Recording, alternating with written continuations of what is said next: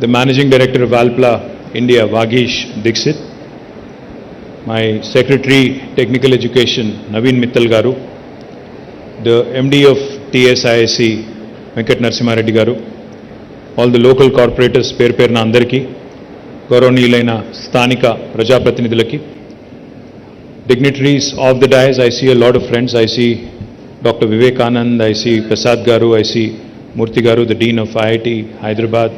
I see a lot of other friends as well from the industry. Firstly, my apologies for showing up late. I was delayed by about 30 minutes. My apologies for that. Patrikeya Mitrulandarki, Alpla Kutumba Sabhyulandarki kuda Hridayapurvakanga Shubhakankshalu, Hridayapurvakanga Abhinandanulu.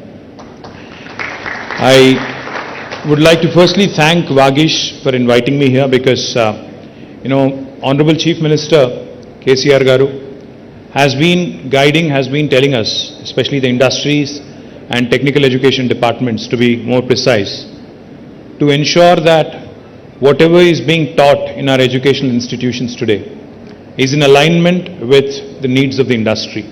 In fact, he's been telling us, he's been guiding us to study the models adopted in Europe, more particularly in Germany, in Austria, and other places, where each and every student actually is given industry exposure while they're actually learning, while they're actually enrolled in an educational institution.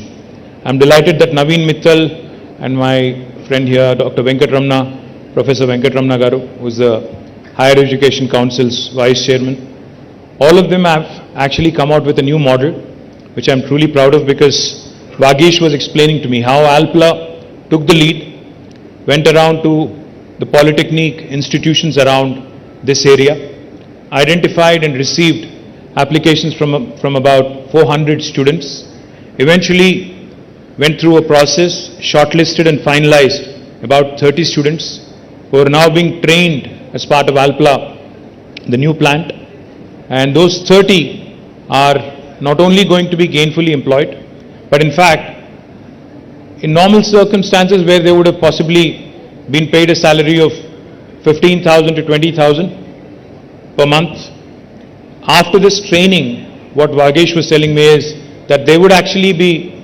gainfully employed with almost double what they would typically get. So my compliments to Vagish, my compliments to Naveen, my compliments to the entire team of Alpla on doing this and becoming a role model for the rest of the industry. I think the most important aspect when it... Ma'am, we have a lot of enterprises from the US, the continent of United States. We also have a lot of our friends here who invested from the UK, a lot of other European nations as well. Austria, of course, we're proud of Alpla and their investment in Telangana. But in fact, Philippe and Vagish both were mentioning that the opportunities of Austrian companies who are looking towards India are many. So I request you, madam, that please point them in the right direction towards Telangana, that is. The reason why I say that is because India is a very diverse country. India is a very heterogeneous country. When an Austrian entity chooses to invest in India, their impression about India will completely depend on the gateway they choose to enter India through. Because India is a very diverse nation. We're 28 different states. It's like Europe. It's like a continent with many languages, multiple cultures. Wow, this is a celebration, true celebration. क्या वागीश भाई special effect add करे थे क्या? మీ వాగీష్ గారు మా కోసం special effect కూడా పెట్టారు. థ్యాంక్ యూ వారికి. దానికి కూడా సినిమాల్లో చూపెడుతుంటారు కదా, ముందు ఇట్లా వచ్చేసాడని, అట్లా అన్నమాట. So as I was saying, don't be scared, nothing will happen. This is Telangana, you are safe. I was just telling you. Let me just complete the line of thought.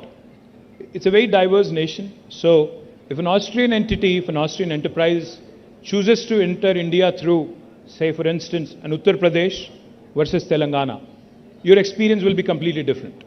Because, while it is important to have a base in New Delhi, what's equally more important to understand is that India is a federal republic. Most important things when it comes to setting up a factory or an enterprise actually are in the hands of the government in a state. The action is in the states.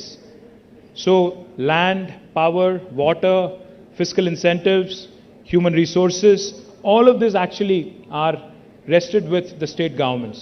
While it's equally important to engage with Government of India, what's even more important is to engage bilaterally with the states in India. So therefore my request to you, Madam Ambassador, is give us an opportunity to also pitch to Austrian investors who are looking at India. Let's make Telangana the gate trained as part of Alpla, the new plant. And those 30 are not only going to be gainfully employed, but in fact, in normal circumstances where they would have possibly been paid a salary of 15,000 to 20,000 per month, after this training, what Vagesh was telling me is that they would actually be gainfully employed with almost double what they would typically get. So my compliments to Vagesh, my compliments to Naveen, my compliments to the entire team of Alpla on doing this and becoming a role model for the rest of the industry. I think the most important aspect when it comes to industrialization in any state is firstly decentralization of the activity. While we have numerous industries interested in setting up factories, interested in setting up their new units around Hyderabad, in Sangareddy, in Medchal, in Rangareddy, I think it's equally important to have more and more industries come in the rural hinterland of Telangana. We need factories in Vanparthi, we need factories in Mancherial, we need factories in Kottagudem, the far nook and corner of Telangana. And to that effect, Honorable Chief Minister has been guiding us, has been directing us in fact, and has been ensuring that along with the growth of Telangana in the primary sector in agriculture, which has grown tremendously over the last 8 years, the contribution of primary sector in Telangana has risen into the GSDP by almost 5%. వ్యవసాయం మన రాష్ట్రంలో కొత్త పుంతలు తొక్కుతూ వ్యవసాయ విస్తరణ ఏదైతే జరుగుతూ ఉందో, కొత్తగా మిషన్ కాకతీయ చెరువులు బ్రహ్మాండంగా చేసుకోవడం వల్ల, కాళేశ్వరం లాంటి ప్రాజెక్ట్స్ కట్టుకోవడం, పాలమూరు రంగారెడ్డి ఎత్తిపోతల పథకాన్ని కూడా వేగంగా పూర్తి చేసే ప్రయత్నం, సీతారామ లాంటి ఎత్తిపోతల పథకాలు, గతంలో పెండింగ్లో ఉన్న ప్రాజెక్టులన్నింటినీ కూడా రన్నింగ్ ప్రాజెక్టులుగా మార్చి వాటిని పూర్తి చేయడం వల్ల ఈరోజు తెలంగాణలో 5 రకాల విప్లవాలు మన కళ్ళ ముందే సాక్షాత్కరించబోతా ఉన్నాయి. అందులో మొట్టమొదటిది మీకు తెలుసు, సస్య విప్లవం అంటే green revolution.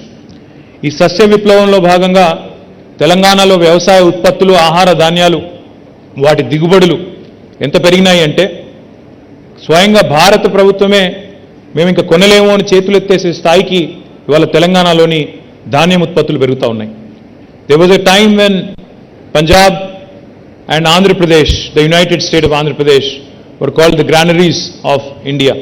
But today I am proud to share with you, Telangana has in fact surpassed many other states, even though it's a new state, and has become a leading producer. Telangana has in fact surpassed many other states, even though it's a new state, and has become a leading producer of paddy in the country, right after Punjab. మన దగ్గర ధాన్యం ఎంత ఉత్పత్తి అవుతా ఉంది అంటే ప్రస్తుతం బ్రహ్మాండంగా ఎక్స్పాన్షన్ ఎంత పెద్ద ఎత్తున పెరిగిందంటే లక్షల ఎకరాల్లో కొత్తగా సాగులోకి రావడం, వ్యవసాయం పండుగలా మారి ఈరోజు 24 గంటల కరెంట్ అనండి, రైతు బంధు లాంటి కార్యక్రమం అనండి, అదేవిధంగా చెరువులు బాగా చేసుకోవడం, కొత్తగా నీళ్లు అందుబాటులోకి రావడం, వీటన్నిటి వల్ల రైతుల్లో వచ్చిన ధీమా వల్ల ఈరోజు వ్యవసాయ ఉత్పత్తులు బాగా పెరిగినాయి. అయితే ముఖ్యమంత్రి గారు మాకేం చెప్తా ఉన్నారంటే ఈ గ్రీన్ రెవల్యూషన్ సంతోషమే, కానీ ఆ గ్రీన్ రెవల్యూషన్ నుంచి ఆహార శుద్ధి కేంద్రాలు అంటే ఫుడ్ ప్రాసెసింగ్ ఇండస్ట్రీ కూడా పెద్ద ఎత్తున రావాలి, agro based industry, agro processing industry కూడా రావాలి. అది ఎవ్రీ నూక్ అండ్ కార్నర్లో తెలంగాణలో మారుమూల జిల్లాలు ఏవైతున్నాయో గద్వాల్ కానీ, వన్పర్తి కానీ, ఆదిలాబాద్ కానీ, ఆసిఫాబాద్ కానీ, కొత్తగూడెం కానీ, మన సూర్యాపేట కానీ, నల్గొండ కానీ, ఎక్కడ మొత్తం అన్ని ప్రాంతాల్లో రావాలి అనే ఉద్దేశంతో స్పెషల్ ఫుడ్ ప్రాసెసింగ్ జోన్స్ అనే పేరిట 10,000 ఎకరాల్లో స్పెషల్ ఫుడ్ ప్రాసెసింగ్ జోన్స్ కూడా పెట్టుకుంటా ఉన్నాం. గ్రీన్ రెవల్యూషన్ ఒకటైతే రెండవ రెవల్యూషన్ మన కళ్ళ ముందే రాబోతున్నది, వస్తున్నది. నేను చెప్పడం కాదు, ఇది భారత ప్రభుత్వం స్వయంగా చెప్తా ఉంది. Telangana today is the number 1 state in India for inland fisheries. ఒకప్పుడు తెలంగాణలో చేపలు అంటే చాలా తక్కువగా దొరికేది. చేపలు, రొయ్యలు అంటే కోస్తాంధ్రలో మాత్రమే ఉంటాయి అనే పరిస్థితి. కానీ ఈరోజు 46,000 చెరువులు, కుంటలు ఎప్పటికప్పుడు బ్రహ్మాండంగా వాటిని నింపుకునే ఒక వ్యవస్థ, మిషన్ కాకతీయతో వాటిని మనం బ్రహ్మాండంగా మరమ్మతులు చేసుకున్న తర్వాత ఇన్లాండ్ ఫిషరీస్లో అంటే ఫ్రెష్ వాటర్ ఫిష్ కూడా తెలంగాణ అగ్రభాగాన ఉంది. ఇన్లాండ్ ఫిషరీస్లో కూడా ఈరోజు నెంబర్ 1 స్టేట్ అని నేను చెప్పడం కాదు, భారత ప్రభుత్వమే స్వయంగా చెప్తా ఉంది. ఫిషరీస్ వల్ల, ఆక్వా వల్ల వచ్చే బ్లూ రెవల్యూషన్తో, నీలి విప్లవంతో చాలా పెద్ద ఎత్తున మనకి ఆక్వా పరిశ్రమ కూడా రాబోతా ఉంది. కొత్తగా మనం కట్టుకున్న రిజర్వాయర్, అది రాజరాజేశ్వర సాగర్ కావచ్చు, మల్లన్న సాగర్ కావచ్చు, కొండపోచమ్మ సాగర్ కావచ్చు, అక్కడ పాలమూరులో రాబోయే కరివెనా, ఉద్దండాపూర్, ఏదుల, ఇంకా ఇతర నార్లాపూర్ లాంటి రిజర్వాయర్లు కావచ్చు. వీటన్నిటిని సమాహారంగా చూసినట్టయితే తెలంగాణలో మన కళ్ళ ముందే భారతదేశానికి సరిపడే విధంగా, అదేవిధంగా ఇతర దేశాలకు కూడా ఉత్పత్తి చేసే స్థాయికి, ఉదాహరణకి మొన్న కంపెనీ వచ్చింది అమెరికా నుండి, ఫిషిన్ అనే కంపెనీ. వారు వచ్చి 1000 కోట్ల పెట్టుబడితో ఇక్కడ తిలాపియా అనే చేపను వృద్ధిలోకి తీసుకొచ్చి దాన్ని మొత్తం 100% ఎక్స్పోర్ట్ ఓరియంటెడ్గా అమెరికాకు తీసుకెళ్లాలనే ప్రయత్నం చేస్తూ ఉన్నారు. సో ఈ రకమైన నీలి విప్లవం కూడా తెలంగాణలో మన కళ్ళ ముందే సాక్షాత్కారం కాబోతా ఉంది. మూడవది, the time when Vijaya dairy, which is the government arm for dairy development in Telangana and Andhra Pradesh, actually went sick.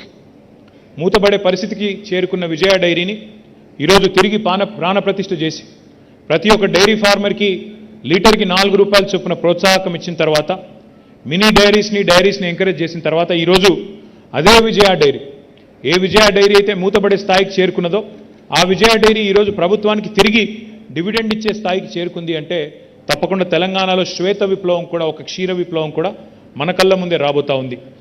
ఒక చిన్న ఉదాహరణ చెప్పాలి అంటే, శ్వేత విప్లవం, క్షీర విప్లవం అని నేను చెప్తుంటే కొంతమందికి అదేం పెద్ద విషయమా అనిపించవచ్చు. కానీ మన పెద్దవాళ్ళు ఎప్పుడు చెప్తుంటారు, పంటతో పాటు పాడి పరిశ్రమ కూడా బాగుంటేనే గ్రామీణ ఆదాయంలో, గ్రామీణ ఆర్థిక పరిపుష్టిలో దోహదపడుతుంది.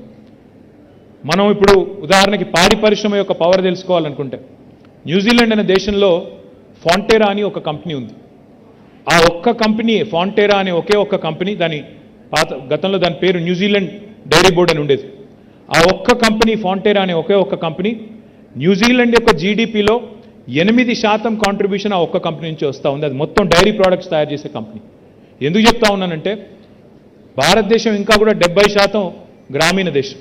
ఈ గ్రామీణ దేశంలో తప్పకుండా డైరీని కూడా ఎంకరేజ్ చేయాలి, డైరీని కూడా విస్తృతపరచాలి అనే సదాశయంతో ముఖ్యమంత్రి గారు ఏదైతే పనిచేస్తూ ఉన్నారో తప్పకుండా దానివల్ల ఒక శ్వేత విప్లవం, ఒక క్షీర విప్లవం కూడా వస్తుంది.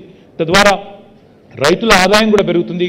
పాడి వల్ల పంటలకు లాభం జరుగుతుంది, దాంతోపాటు రైతుల ఆదాయం కూడా పెరిగే ఆస్కారం ఉంటుంది. ఇక నాలుగవది పింక్ రెవల్యూషన్.